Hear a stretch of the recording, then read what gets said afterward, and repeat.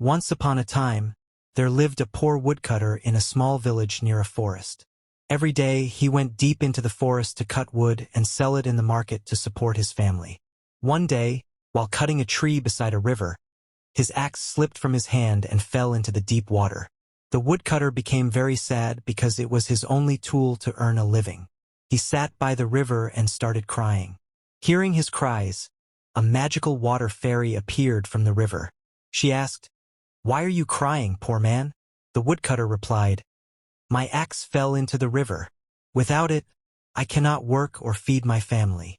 The fairy dived into the water and came back with a golden axe. She asked, "Is this your axe?" The woodcutter looked at it and said honestly, "No, that is not mine." The fairy again went underwater and returned with a silver axe.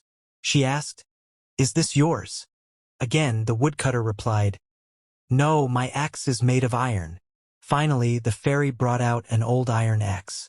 The woodcutter smiled and said, "Yes, that is my axe." The fairy was very pleased with his honesty. As a reward, she gave him not only his iron axe but also the golden and silver axes. The woodcutter returned home happily. Later, another greedy woodcutter from the village heard this story. He went to the same river and deliberately threw his axe into the water. Then he began to cry loudly. The fairy appeared again and asked the reason. He told the same story.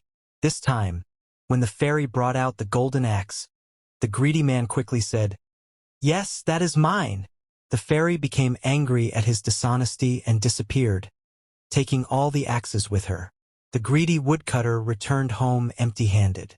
What we learn from this story: honesty is always rewarded, while greed and dishonesty lead to loss. Being truthful brings long-term benefits, even in difficult situations.